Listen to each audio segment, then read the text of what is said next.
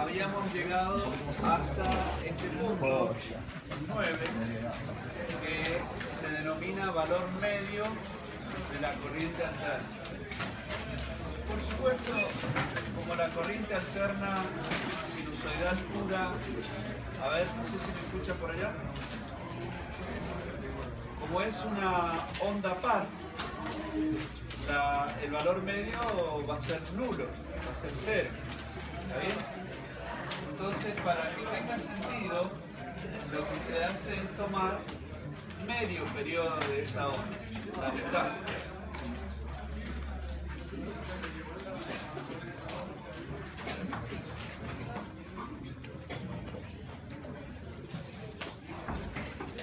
Entonces, tomando la mitad de esa onda, o sea, la semi-onda, ahí sí vamos a poder determinar el valor medio. ¿Qué será el valor medio? Bueno, será un valor constante de corriente. Disculpe que le haya ocupado, pero que iba a ser ese, pero terminó siendo el punto. Ese valor medio de corriente,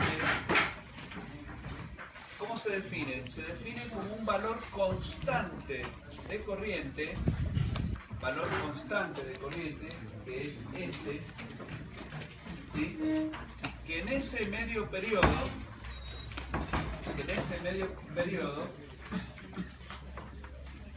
determina un área,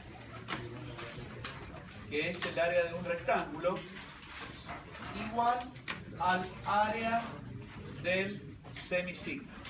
¿Está bien? Repito, es un valor constante de corriente. Cuando digo que es un valor constante, se refiere a un valor que es paralelo al eje de las abscisas. Si esta es la onda, la onda en hemiciclo sería ese. Bueno, el valor constante de corriente, que yo llamo valor medio, determina en medio periodo, T sobre 2, un área,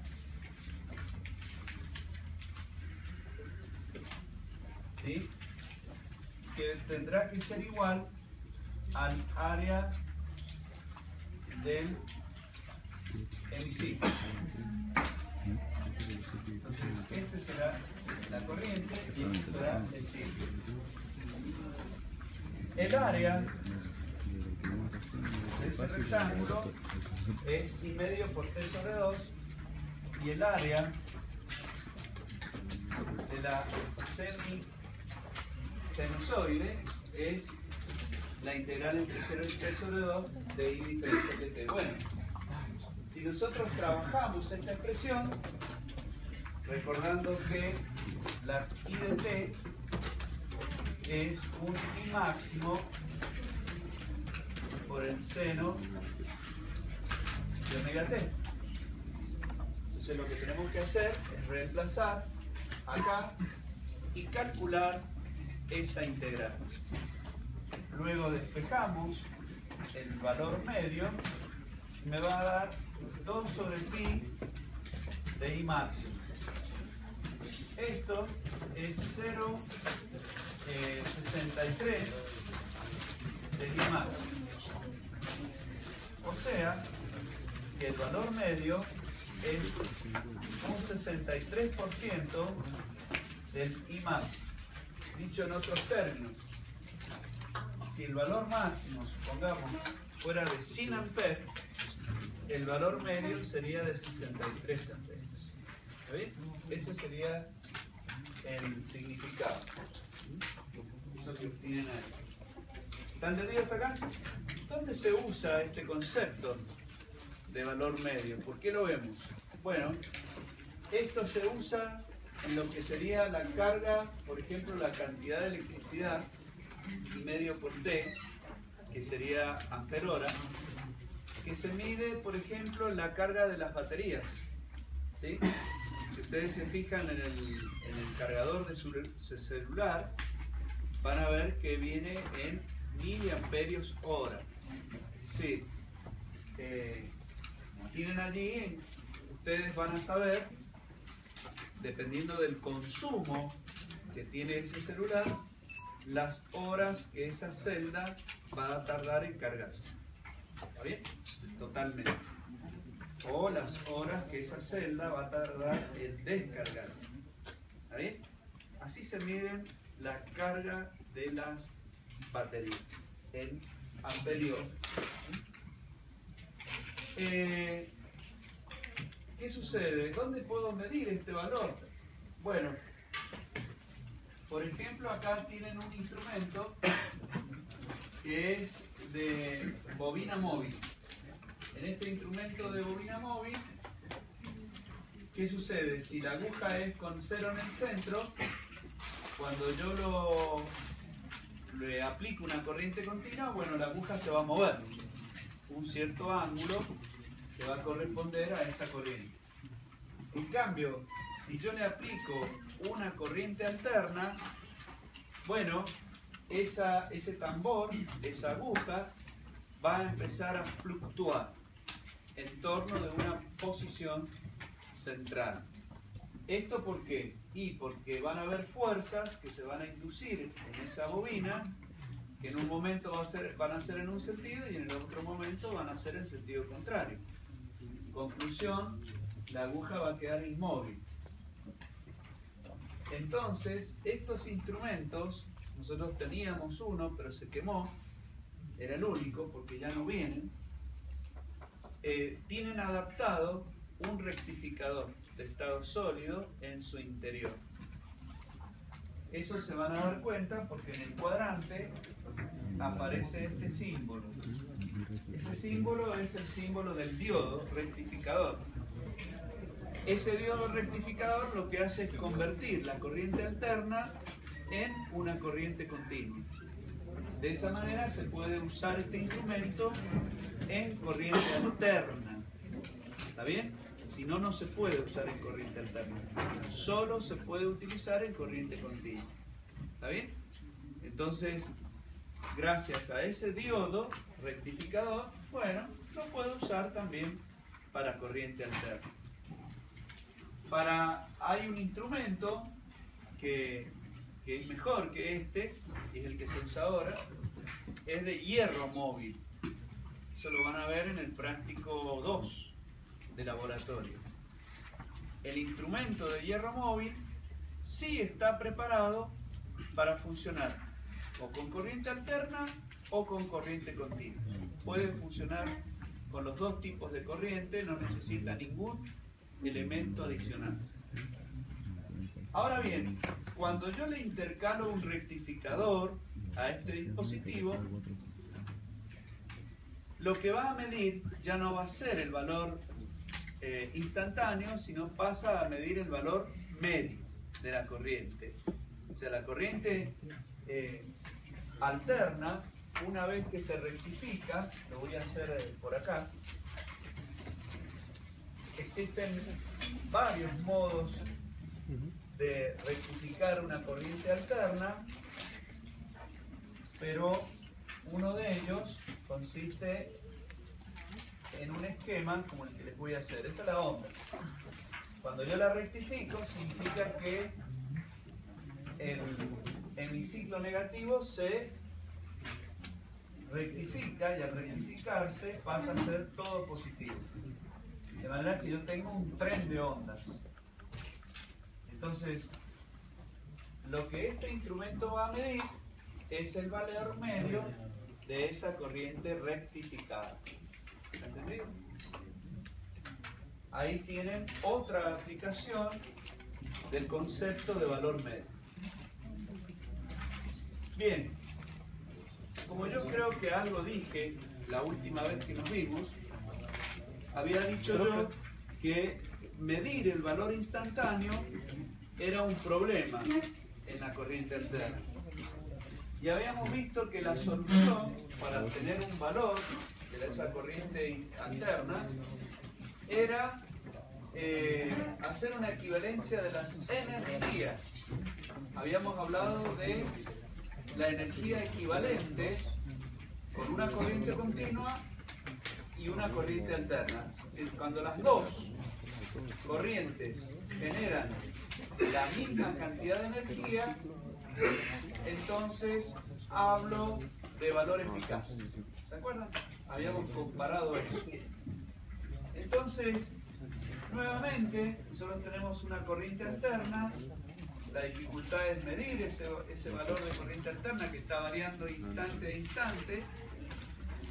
Y entonces tomo un valor constante de corriente, que es una corriente continua.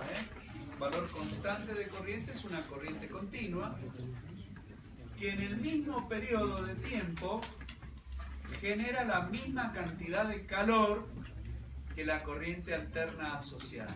Por eso yo les digo, comparo energías. Entonces, la cantidad de calor que genera una corriente eléctrica cuando pasa a través de una resistencia, la puedo calcular con esta expresión: 0,24 R, el I eficaz al cuadrado, por el tiempo, que supongamos vale T sobre 2. Con esa fórmula yo puedo calcular la cantidad de calor que genera una corriente al paso por una resistencia durante un cierto tiempo. ¿Qué sucede? El 0,24 es para llevar las calorías a Joule, calorías por Joule.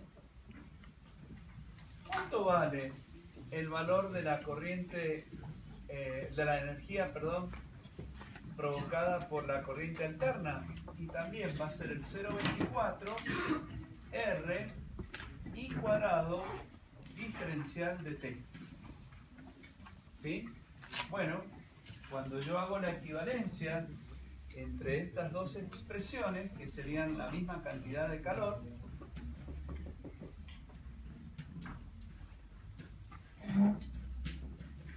tendré que hacer R, el I cuadrado diferencial de T, entre 0 y T sobre 2. Simplifico acá, y de ahí yo voy a despejar el valor eficaz. ¿Sí? 2 sobre T, integral entre 0 y T sobre 2, del I cuadrado diferencial de T. Esa es la expresión que ustedes tienen allí. Bueno, acá está el medio periodo y acá has tomado el periodo completo. ¿Sí? Es lo mismo. Cuando ustedes resuelven esa integral, tomando el valor de I de t nuevamente como el I máximo seno de omega t, ustedes resuelven esa integral y llegan a que el valor eficaz vale I máximo sobre raíz cuadrada de 2, o lo que es lo mismo, 0,707 de I máximo. 0,707 de I máximo. ¿Qué significa eso? Y significa que si la corriente máxima es de 100 amperios, el valor eficaz será de 70,7 amperios. ¿Sí? O sea que esa sería la equivalencia. Bueno, ahí lo único que ustedes ven es que la onda elevada al cuadrado me daría esta componente, ¿ven? Esa componente es I cuadrado. La integral de esa I cuadrado t me va a dar la misma cantidad de energía, ¿sí? Por la raíz cuadrada, ¿sí? Al valor del rectángulo. ¿Está entendido? Pero la equivalencia, cuando hablamos de valor eficaz, se refiere a energía. ¿Está bien? Entonces, de aquí surgen varias consideraciones que van a ser importantes. En primer lugar, a esos instrumentos que pueden medir o son sensibles a los valores eficaces de la corriente alterna, se los denomina instrumentos de acción cuadrática o de respuesta cuadrática. ¿De dónde sale eso? Y sale de que la I está elevada al cuadrado. Como la corriente está elevada al cuadrado, da lo mismo que sea alterna o que sea continua, porque al ser elevado al cuadrado el menos pasa a ser un más. Esos instrumentos normalmente se llaman instrumentos de hierro móvil, y hay diversos tipos, ¿no? de repulsión, de atracción, de imanes curvos, imanes rectos. Ese instrumento, esto es aparte, ¿no? Ese instrumento es el que hoy se usa en los tableros. Los instrumentos que ahora se usan en los tableros, que son de aguja, generalmente todos son de hierro móvil.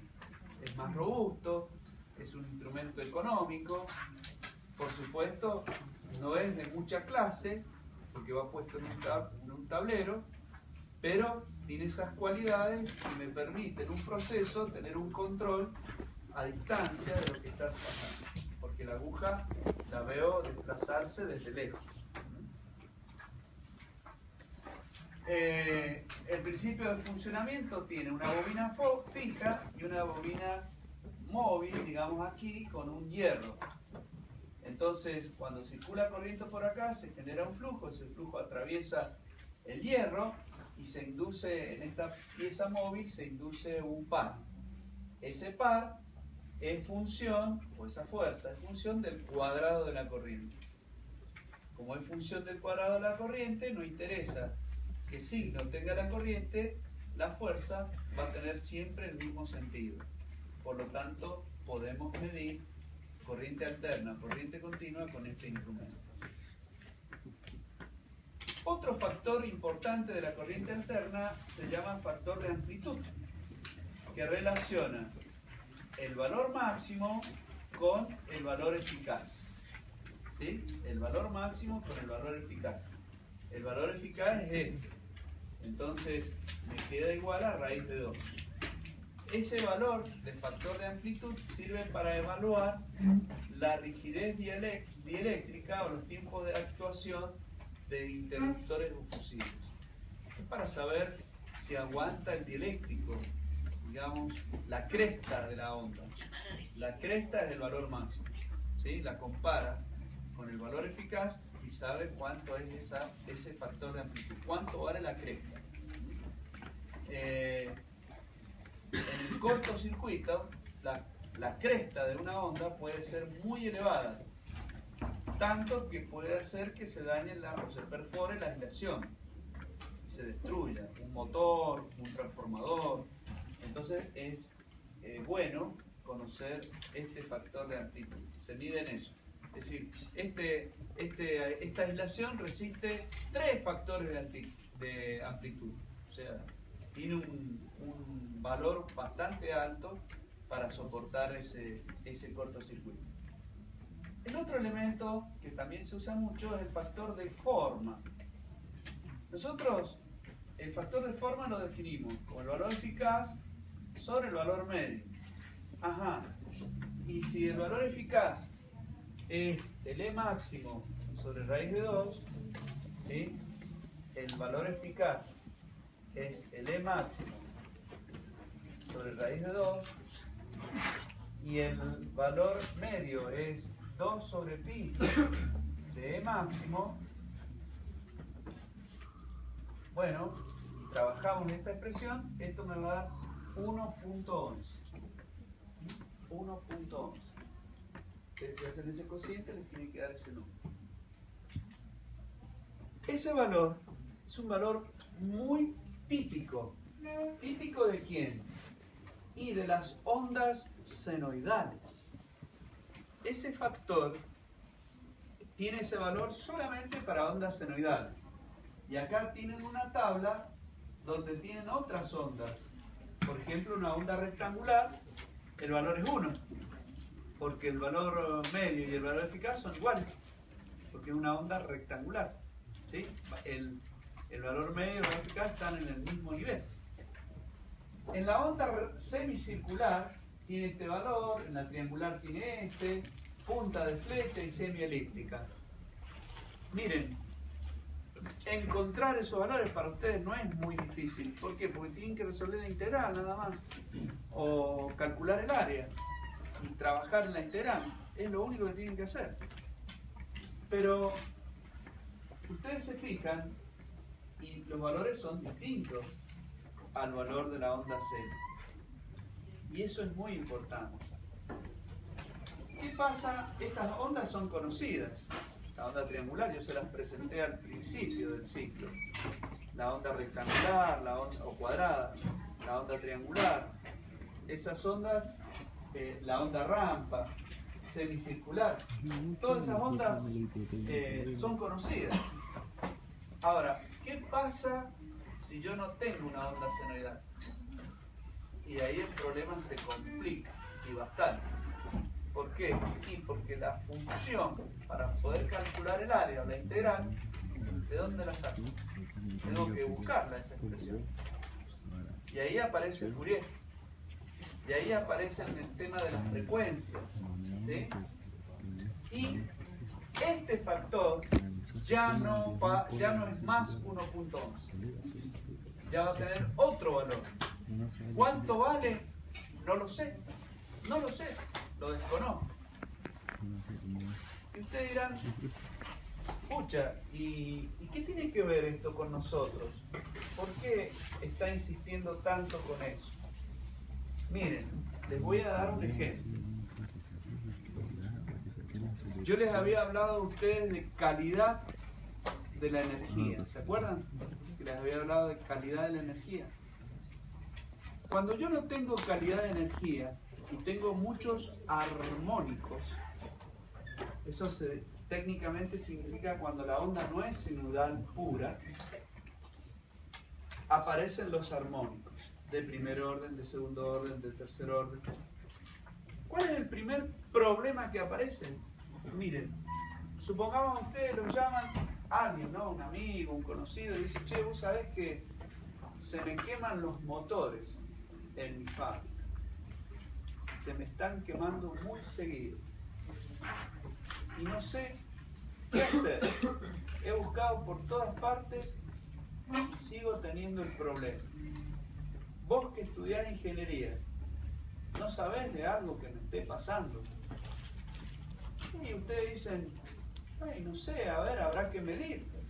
A ver qué tensión tienen. A lo mejor es eso. Si vos decís que está todo bien, entonces se lo consiguen un tester, un multímetro, y ustedes van y miden 223 volts. Ustedes dicen, che, pero está bien, si 223, 220, está bien, no está mal. Pero el problema lo sigue teniendo el hombre, ¿no? Entonces, ¿vienen a la clase de hoy? Vienen, porque hay veces que no vienen. Y escuchan lo que yo estoy diciendo. Ese valor que ustedes midieron es el valor eficaz. ¿Sí? ¿Estamos de acuerdo? Pero ahora viene un problema. Siempre hay un pero, ¿vieron? Ese valor, en rigor, no sabemos si es el valor eficaz o no. No lo sabemos. Ah, ¿y por qué no lo sabemos? Si yo lo medí. Yo le voy a preguntar, ¿y con qué lo midió? No, con un tester que me prestaron. Ah, ¿y usted se fijó si en la pantalla decía, por ejemplo, TDAH o esas siglas? No, ni ahí, qué sé yo. Ah, bueno, consígase uno que mida eso. ¿Por qué? Porque hay instrumentos que miden el verdadero valor eficaz. True. Así esas siglas significan eso. Ese instrumento, claro, no se consigue en cualquier lado. Es un instrumento caro. ¿Qué pasó? El instrumento común, que no mide el verdadero valor eficaz, no viene con los filtros para ondas que no son sinusoidales. Por lo tanto, el valor que calcula, lo calcula para ese factor raíz cuadrada de 2. porque el circuito no viene preparado para filtrar todas las ondas de las ondas de Fourier. Entonces el valor que me lo da con el la onda fundamental, la que tiene la frecuencia de 50 ciclos, la que es sinusoidal pura. Y ahí vale raíz de 2.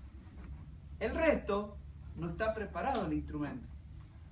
En cambio, un instrumento con TDH sí viene con los filtros, y entonces este valor no es raíz cuadrada de 2, es otro.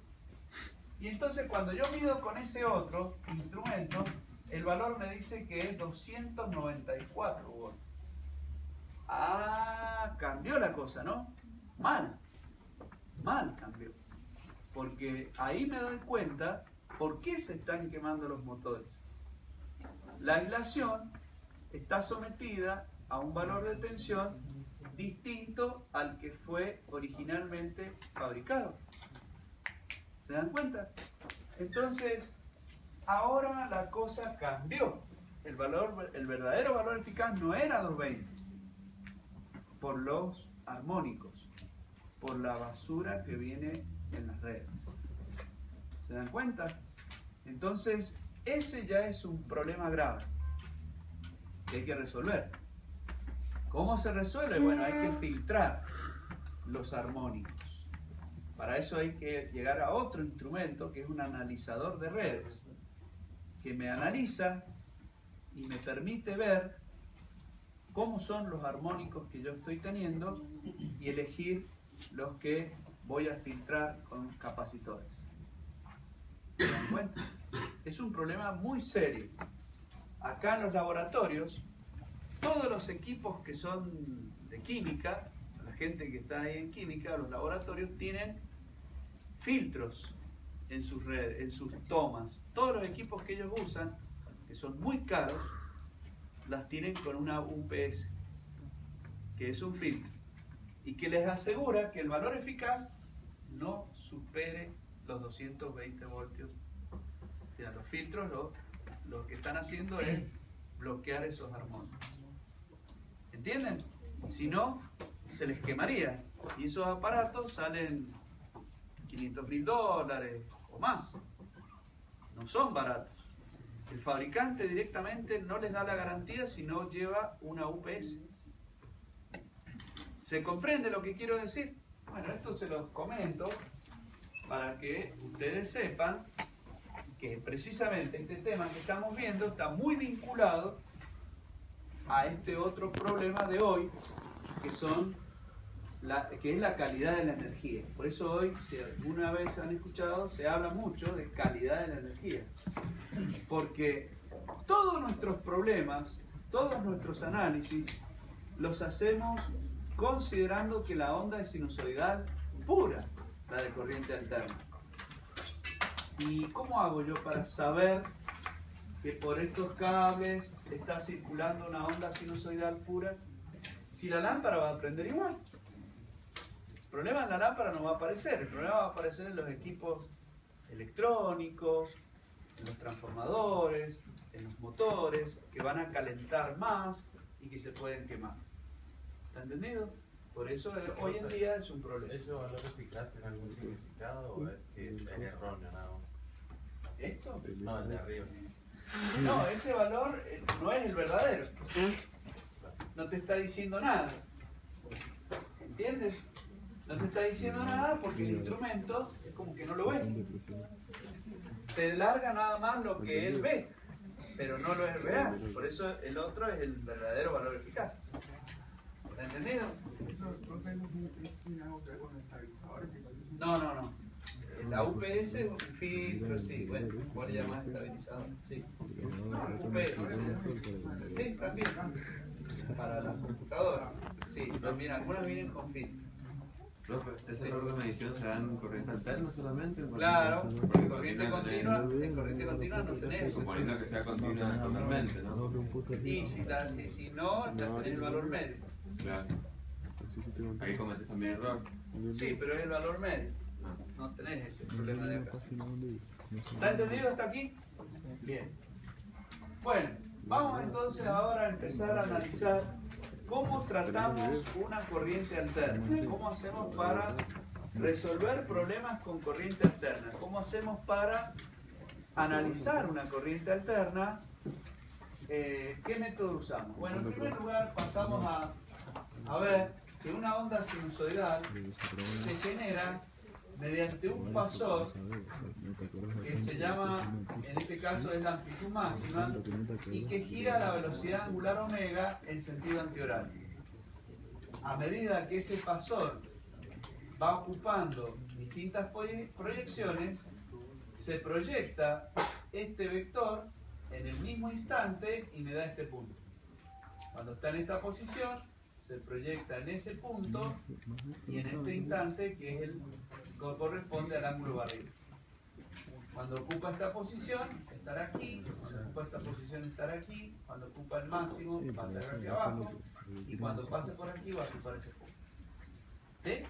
O sea que esa corriente sinusoidal podría estar representada por un fasor que gira a la frecuencia angular omega, que es igual a la frecuencia f, ¿sí? Y que se proyecta en el tiempo para dar esta onda. ¿Estamos entendidos? Ese sería el concepto. ¿Qué es un fasor entonces para nosotros, los que no hayan escuchado hablar de ese término? Es un vector, pero un vector que no está fijo en el espacio, sino que se mueve, ¿sí?, a una frecuencia que es la frecuencia angular omega. ¿Sí? A esa frecuencia angular omega también la llamamos pulsación. Por ejemplo, como es una onda senoidal, la escribo como el producto de un valor máximo por la función trigonométrica, que puede ser seno o coseno. Y el ángulo alfa es igual a omega por t, porque la velocidad angular, recuerden, es ángulo barrido sobre tiempo. Si yo despejo el ángulo, me queda omega por t. ¿Estamos de acuerdo? ¿Cuál puede ser la diferencia entre dos corrientes? Bueno, la diferencia entre dos corrientes puede ser la amplitud, en primer lugar. En una corriente tengo una amplitud de 10 amperes, en la otra tengo una amplitud de 20. ¿Listo? Eso es una diferencia. Pero también puede haber diferencia en el ángulo. ¿Qué significa eso? Y puede suceder que ambas corrientes no estén en fase, sino que estén desfasadas. ¿Cómo se ve esto? Miren, acá tienen la corriente máxima 1 y acá desfasada este ángulo tiene la corriente máxima 2. Una va adelantada y la otra está atrasada. La corriente I máxima 1 es esta. Y la corriente I máximo 2 es esta otra. O la I2. Cuando yo sumo la I1 más la I2, me da la I máxima aquí, que será la suma, que es esta que estará acá. Desfasada. Ahí ustedes ven el desfasaje phi entre la 2 y la 1. Están medidas sobre el eje de abscisas, sobre los ceros. Las dos pasan por cero, pero una pasó antes que la otra. Entonces el desfasaje es ese ángulo phi que está marcado aquí. Es más fácil verlo acá, en los fasores. Por eso, ahora vamos un poco complementando.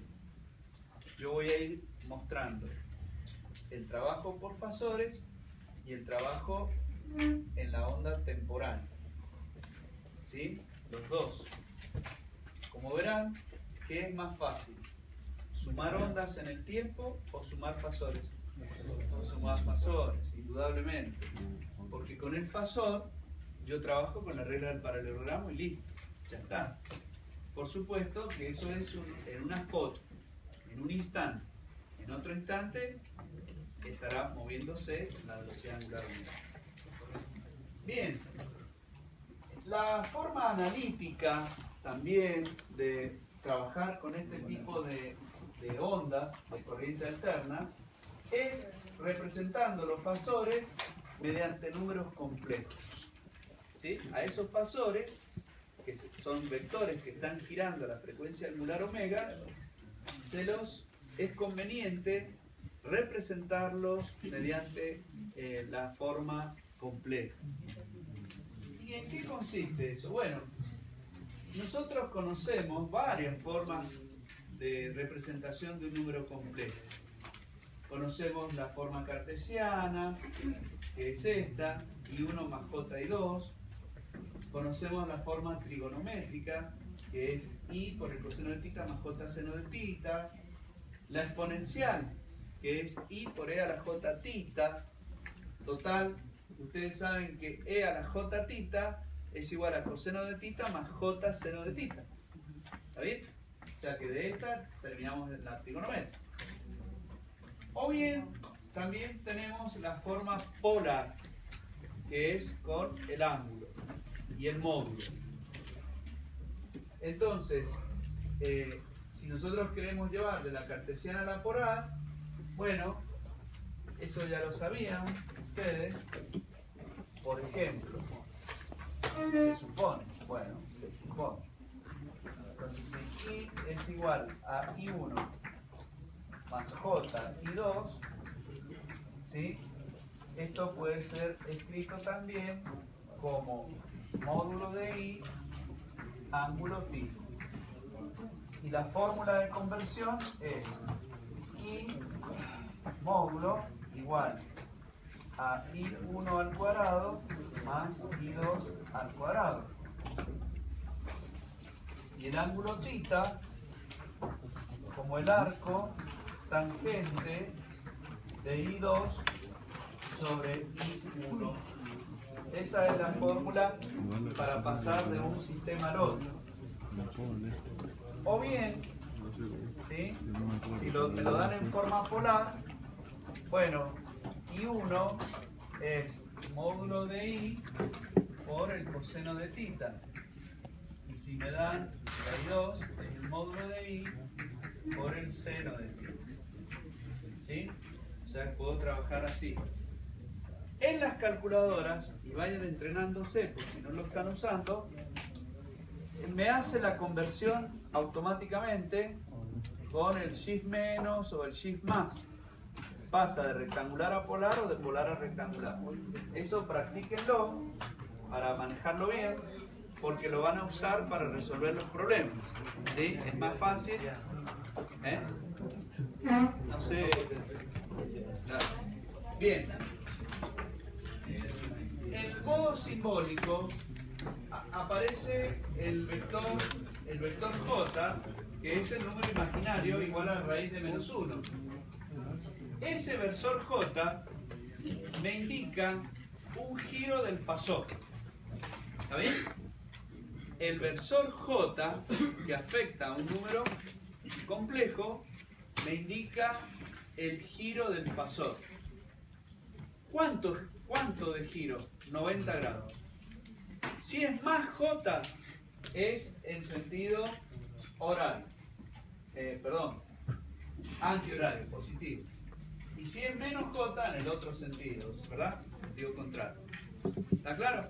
Pero siempre el más j, pongamos, lo vamos a ver cuando veamos el transformador, más j i por x, indica que este fasor adelanta 90 grados.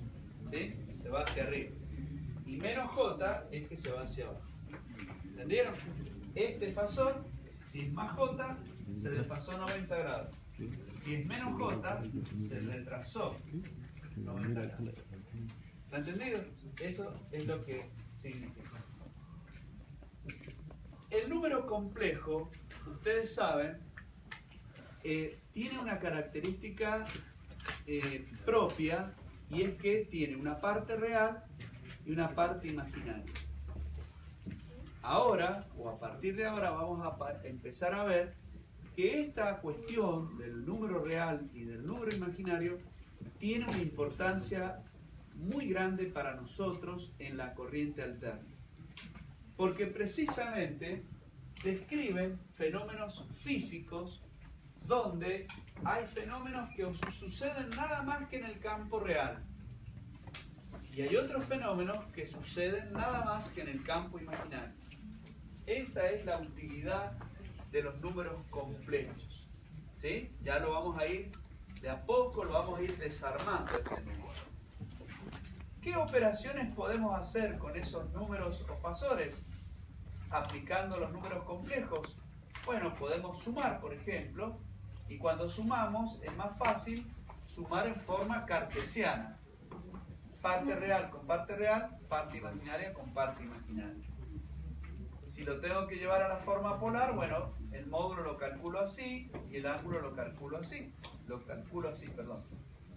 Y si tengo que resolverlo gráficamente, bueno, primero sumo la parte real con la parte real, la parte imaginaria, y aquí tienen la representación. Es un poquito engorroso, pero se puede. Si tengo que hacer la diferencia, bueno, lo que hago es resto parte real con parte real y parte imaginaria con parte imaginaria. El módulo lo calculo por esta ecuación y el ángulo θ lo calculo por esta. Eso no también demuestra que es más fácil hacerlo en forma cartesiana. Sumar y restar complejos es más fácil hacerlo en forma cartesiana. Por eso cuando ustedes tengan que resolver los problemas, se resuelve más fácil la suma y la diferencia en forma cartesiana. En lugar, cuando ustedes tienen que multiplicar, acá tendrían que aplicar distributiva. Es más fácil hacerlo en forma polar, porque en forma polar, ¿qué hago? Multiplico los módulos y sumo los argumentos. Y ya está. La forma polar es más fácil para la multiplicación. Y lo mismo para la división. En la división divido los módulos, ¿sí? Y los argumentos se restan, ¿sí? Es más sencillo. Bueno, potenciación y radicación aquí están como ejemplos, pero siempre también es más indicada la forma polar. Repito, para multiplicar, dividir, exponente y radicación les conviene tratar el complejo en forma polar. Cuando tienen que sumar o restar, en forma trigonométrica o en este caso cartesiana. Bien, vamos a entrar ahora en el tema importante, de lleno. Ahora vamos a poner en los circuitos cargas eléctricas. La primera carga eléctrica y la más simple es la resistencia pura.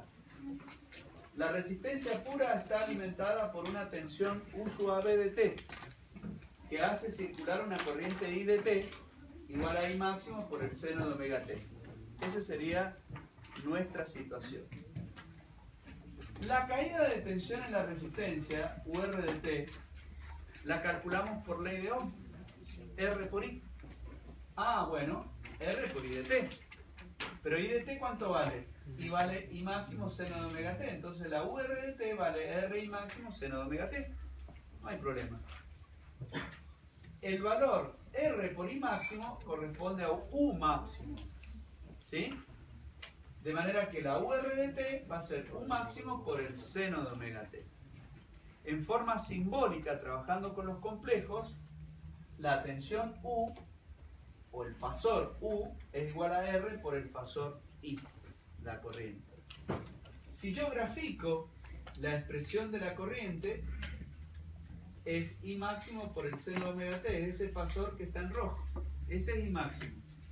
Cuando gira la velocidad angular omega, me describe esta onda, que es I de T. La U máxima es igual a R por I máximo. Es todo este fasor que está en azul. Cuando gira la velocidad angular omega, me describe esta onda seno que está en azul. ¿Qué saco como conclusión de esta primera situación, de este primer caso? La primera conclusión que veo es que la tensión y la corriente permanecen en fase. Repito, la tensión en la resistencia y la corriente a través de ella permanecen en fase. Que permanezcan en fase significa esto, fasorialmente, que ambos fasores coincidan o estén superpuestos. En el tiempo, ¿qué significa? En el tiempo significa que coinciden los ceros y los máximos. ¿Entienden? Eso significa que están en fase. Esa situación solamente es capaz de generarse por las cargas resistivas puras. Ahora vamos a ver cuáles son esas cargas resistivas puras que se pueden obtener o que existen en la naturaleza. Esa resistencia pura, por ejemplo, está determinada por la densidad de átomos que posee un determinado material, donde los electrones o cargas libres tienen que atravesar y encuentran a otros electrones dispersos en ese metal por enlaces metálicos que le ofrecen una resistencia intrínseca. Es decir, ese electrón ingresa a ese enlace, a esa nube, y bueno, va a encontrar electrones libres que pueden llegar a hacer que rebote, porque son negativos. Entonces, eso le ofrece una resistencia al paso de esos electrones. Eso se llama resistencia intrínseca, que tiene que ver con el enlace metálico. Recordemos que los conductores, los buenos conductores de la electricidad, generalmente son los metales. Entonces habrá metales que tienen más libertad, le ofrecen más o menos resistencia, digámoslo así, al movimiento de esas cargas, y habrán otros que le ofrecen más resistencia por la densidad de cargas que poseen a esos electrones. Los que le ofrecen menos resistencia eléctrica, generalmente, decimos nosotros, le ofrecen mayor conductividad eléctrica. Esos materiales, por su economía y por su fácil uso en condiciones normales de temperatura, es por ejemplo el cobre. También existe el aluminio. Ahora, ¿son los únicos metales? No, podés tener muchos metales, pero no son técnica y económicamente recomendables por sus características eléctricas y económicas, como lo son el cobre y el aluminio. ¿Está entendido? Entonces, esa sería una resistencia. La otra resistencia en corriente alterna es la que ofrecen, por ejemplo, la resistencia debido a las corrientes parásitas y la resistencia por histéresis a los dieléctricos por efecto corona y por efecto Kelvin. O sea, ahí no hay una sola resistencia, hay muchas. Cada una equivale a algo. Por ejemplo, la resistencia debido a las corrientes parásitas, algo hablamos nosotros. Son las corrientes parásitas o de Foucault que se inducen en las chapas ferromagnéticas. Esas chapas ofrecen a esas corrientes cierto valor de resistencia. La histéresis magnética, ese cambio que se generaba en los dominios cuando estaban sometidos a un flujo alterno, dijimos que cuando rozaban entre sí esos granos, generaban calor. ¿Está bien? Generaban calor. Y entonces aquí empieza a surgir algún indicio de lo que estamos hablando. Fíjense que yo estoy asociando, ahí la resistencia no está. Físicamente, ¿qué oposición hay al movimiento de las cargas? Y no, ninguno. No es lo mismo que estábamos hablando recién. Pero ¿y entonces de qué se trata? Siempre que hablemos de resistencia eléctrica en corriente alterna o en electricidad en general, vamos a estar evaluando una situación donde hay desprendimiento de calor, donde hay energía calórica puesta en juego. Esa energía calórica puesta en juego siempre se va a deber a un efecto resistivo. Fíjense. Siempre se va a deber a un efecto resistivo. las corrientes parásitas generan calor en la chapa. Entonces la hago equivalente a una resistencia. La histéresis magnética del material, el rozamiento de los granos en su movimiento genera calor. Lo asocio a una resistencia. ¿Se dan cuenta? Lo asocio. Entonces, fíjense, cuando en un circuito ustedes encuentran ahora una resistencia, se deben preguntar, ¿esa resistencia es una resistencia de un material que existe, que tiene un valor? ¿O es una resistencia equivalente? Bueno, dependiendo del tema que estemos analizando, es lo que va a corresponder. Por ejemplo, cuando veamos el transformador, esa resistencia puede ser la resistencia propia del alambre o la resistencia debido a las pérdidas por histéresis y de Foucault. Fíjense, ¿está? Ahora empieza a tener otro sentido. Profe, ¿no hay materiales que al aumentar la temperatura disminuyen? Hay otros materiales que se llaman semiconductores. Se llaman resistencia PTC o NTC. Resistencia con coeficiente de temperatura positivo y resistencia con coeficiente de temperatura negativo. Hay materiales que varían su resistencia con la temperatura. Unos la aumentan y otros la disminuyen, dependiendo de ese coeficiente que... En el auto no suele Hay pasar. protecciones en los motores que llevan PTC en las bobinas. Varía la resistencia con la temperatura, modifica su resistencia, altera el circuito y genera un disparo de un relé, por ejemplo. Bien, el otro efecto conocido son los dieléctricos. Ajá, ¿qué significa eso? Y en un capacitor, por ejemplo, sirve para acumular cargas. Pero cuando esas cargas pueden atravesar el dieléctrico, ahí aparece una pérdida. Esa pérdida se representa mediante una resistencia. También existe por efecto corona. Ah, ese no lo conocíamos. Bueno, el efecto corona se genera en los conductores eléctricos de alta tensión. Cuando circulan corrientes muy intensas, debido a las fallas de aislación que tiene el cable, se genera como una nube, que se llama efecto corona, alrededor del cable, que en lugares, dependiendo de las condiciones atmosféricas, se ve como si estuviera encendido eso, como un anillo encendido, de luz. Es el efecto corona. Y el otro efecto, el efecto Kelvin, debido también a la variación de temperatura. Pero todo está asociado a un hecho que es el calor o la energía calórica que se desarrolla cualquiera sea este tipo de fenómeno.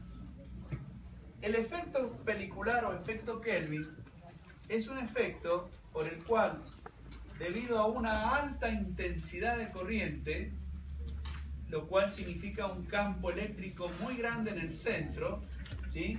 Debido a una reactancia inductiva, por ejemplo, las cargas eléctricas se desplazan hacia la superficie. Las cargas eléctricas se desplazan hacia la superficie, dejando prácticamente hueco el centro. Eso pasa cuando las corrientes son muy intensas, ¿sí? De hecho, estos conductores, por ejemplo, para el caso de hornos de inducción, de fundición, donde la intensidad de corriente que llevan es muy alta, suelen ser huecos directamente. No son macizos, son huecos, usando esa propiedad que les estoy diciendo. Bien, ahora vamos a ver un circuito inductivo puro. Un circuito inductivo puro. ¿Qué es un circuito inductivo puro? Bueno, es un circuito formado solamente por una bobina.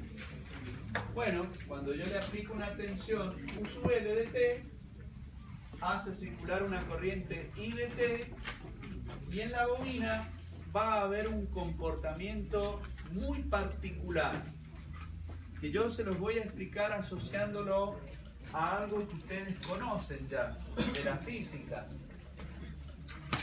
Nosotros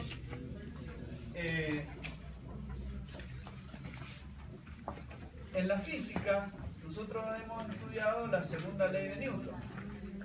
que en forma restringida es la masa por la derivada de la velocidad respecto del tiempo. ¿Sí? Y en la electricidad hemos estudiado la Phi igual a L por la derivada de I respecto del T. La Phi de autoinducción igual al coeficiente de autoinducción multiplicado por la variación de corriente en el tiempo. Ambas expresiones matemáticas que corresponden a fenómenos físicos distintos, repito, ambas expresiones matemáticas que corresponden a fenómenos físicos distintos son iguales, son ecuaciones diferenciales de primer orden, así se llaman, ecuaciones diferenciales de primer orden. Y matemáticamente, las ecuaciones diferenciales de primer orden o de segundo orden o demás tienen la misma solución. Matemáticamente tienen la misma solución.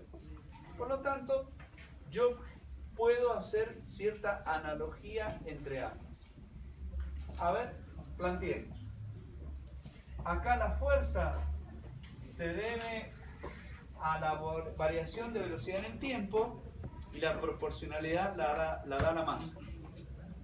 Acá la Phi se debe a la variación de la corriente en el tiempo y la proporcionalidad la da el coeficiente de autoinducción.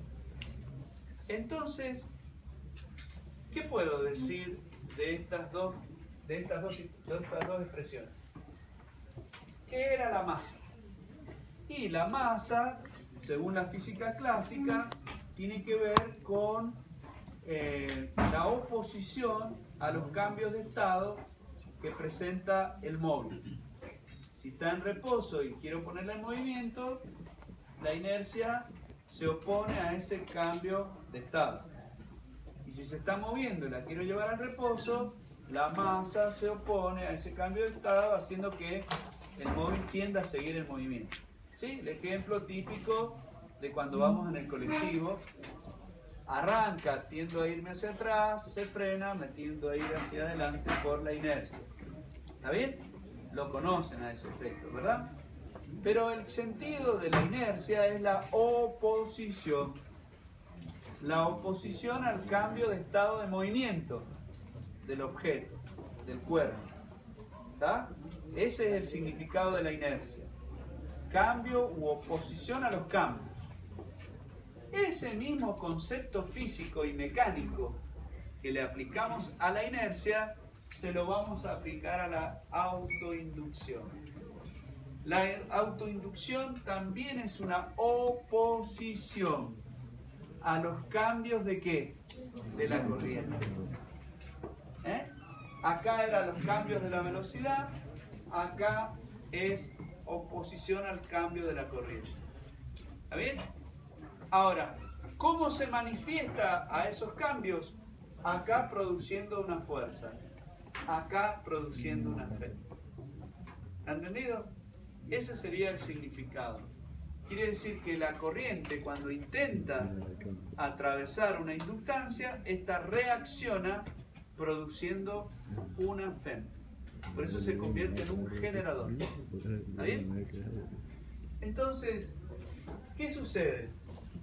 Nosotros sabemos, ¿sí?, que la Phi la determinamos a partir de la ley de Lenz-Faraday, ¿sí? Y que ese flujo, el L, perdón, es N-Pi sobre I. Si yo despejo de aquí el flujo, me va a quedar que es L sobre N por I. Y la derivada del flujo respecto del tiempo es L sobre N por la derivada de I respecto del tiempo. Entonces, si yo lo reemplazo en la Phi, menos N por L sobre N, derivada de I respecto de T. Este N se me va y me queda menos L derivada de I respecto de T. Esta es la expresión equivalente de la ley de Lenz-Faraday. ¿Qué sucede? si yo analizo ese esquema,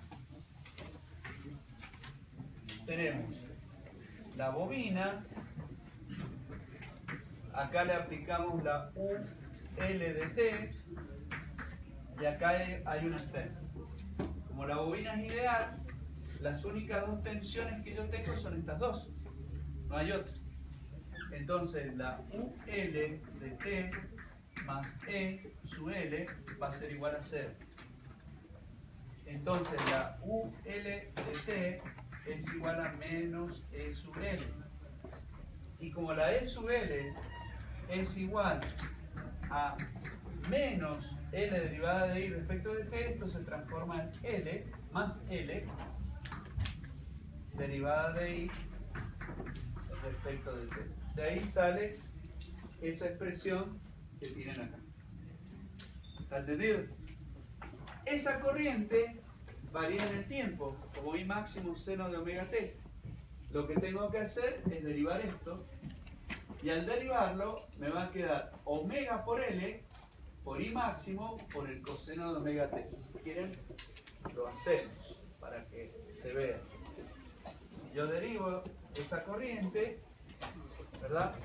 La UL de T va a ser L por I máximo por omega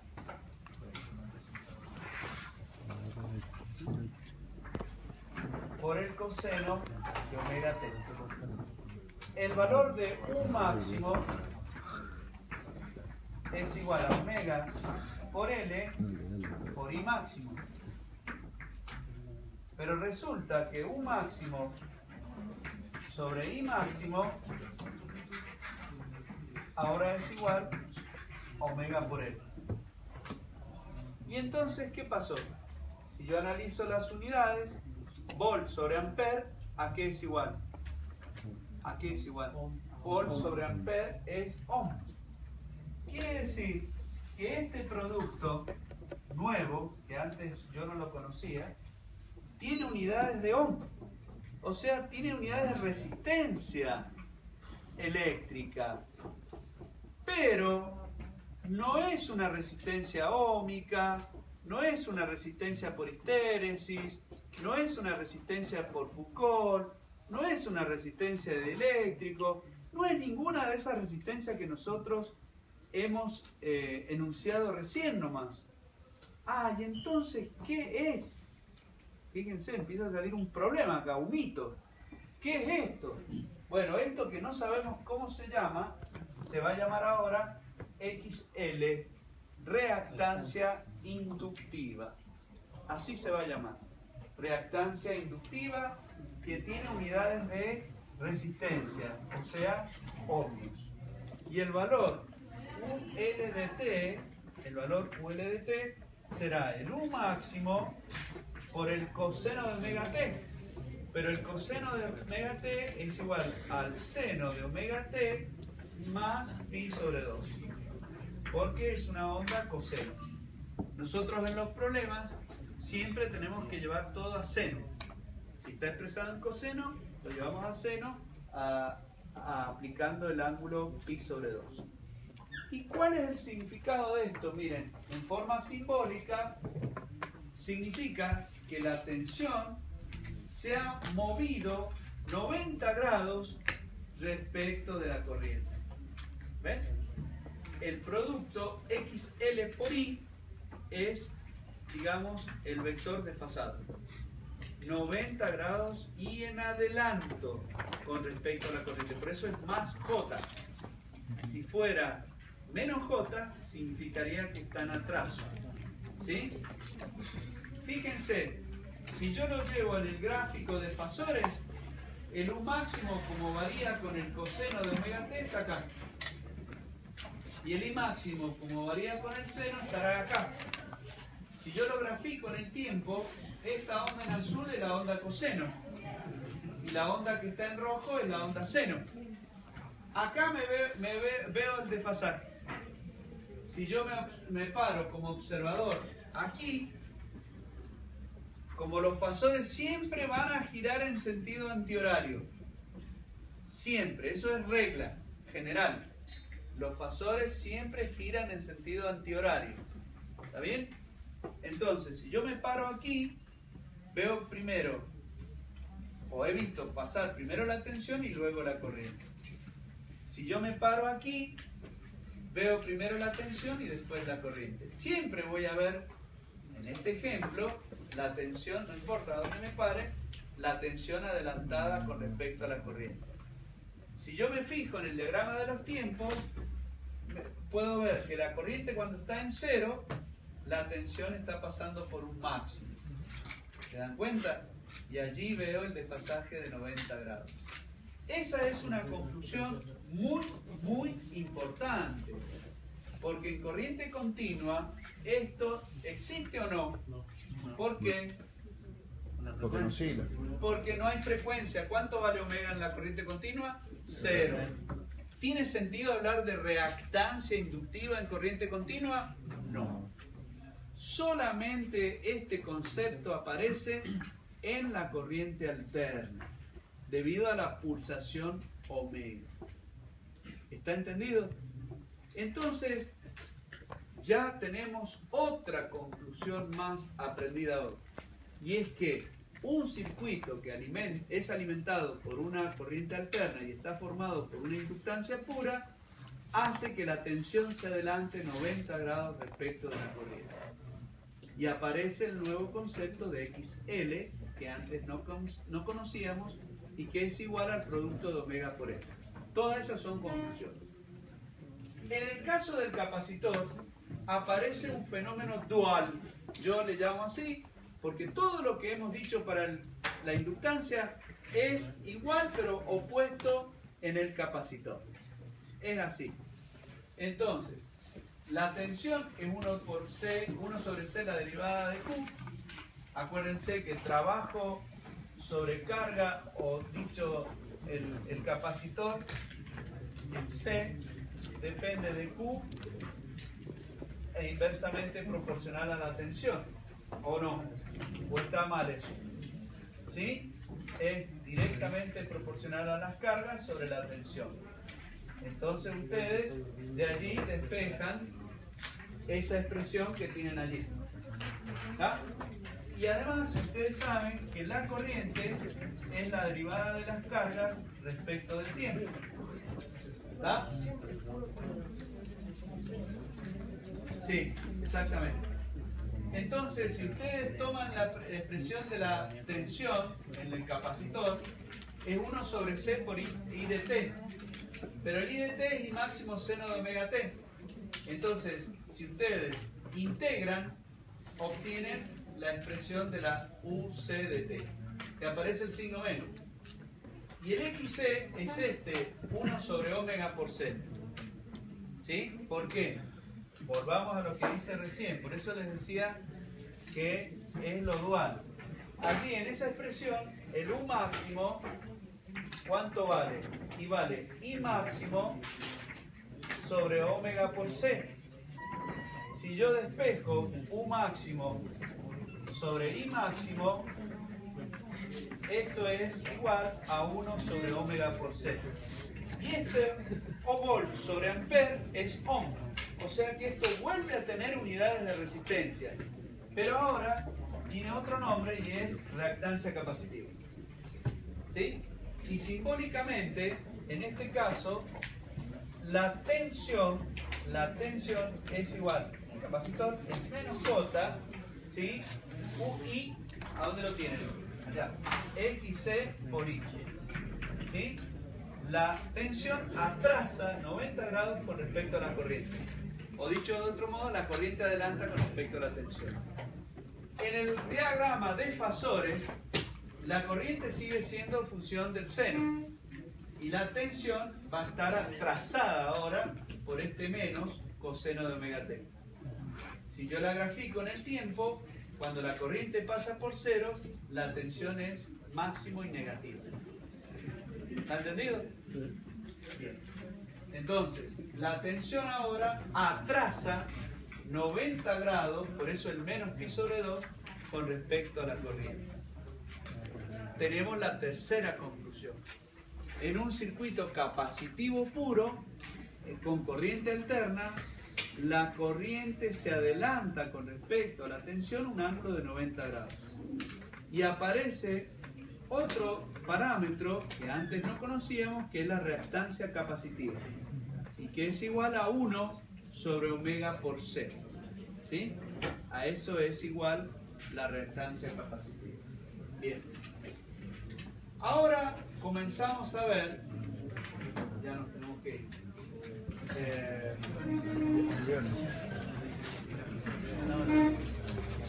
Bueno,